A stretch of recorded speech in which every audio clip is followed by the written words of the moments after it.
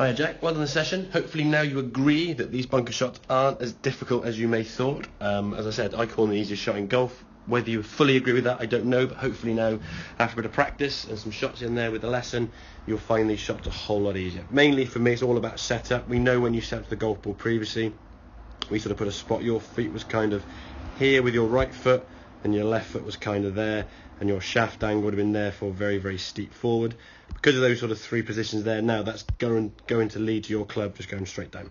And once your club is going down that steep into the sand, your margin of error behind the golf ball is probably about somewhere there to about there. If you are left of this line, there's too much sand, the balls go nowhere. If you're right of that line, you're hitting the ball and the ball's 50 yards across the back of the green. And that's when it becomes so difficult, because your differences in terms of a miss, both long and short, is so great. You might have a 15-20 yard bunker shot, you might give it the energy for a 15-20 yard bunker shot, and it might go 5 yards or literally 55 yards.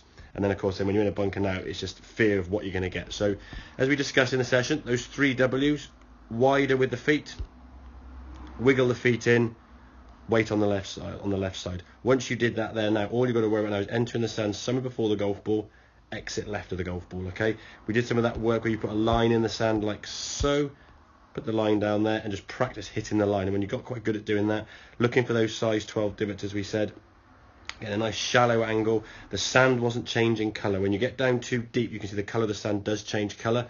If you splash the ball at you, in this case, again, really good setup, swing the golf club back, we can enter somewhere before the ball, exit somewhere after. We look at that divot there now, where that yellow line was, that's pretty much slap bang in the middle of a size 12 divot from there to there, and the ball then comes out there fairly easily without really too much stress.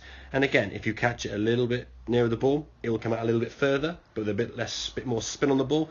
It won't roll so far. And if you come out a little bit more before that blue line, it will come out a little bit heavier, but with less spin, because there's more sand between club and ball, and the ball will just roll further. So either way, you're going to kind of end up somewhere near the flag. As we said, the struggles you were having, getting out was the number one objective.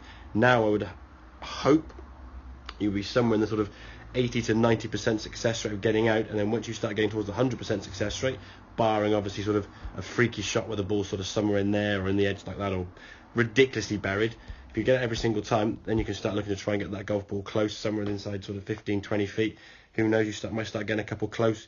Who knows, maybe start holding a couple. So get some practice in, work on that different sort of setup position. So wider, wiggle, weight left, 3 W's of bunker shots, makes it so much easier. And then all you got to do now is just strike the sand somewhere before the ball. As long as you're long and shallow, coming out after the ball shouldn't be too difficult. So there's no need to try and dip or drop or steep or any of those things you were trying to do.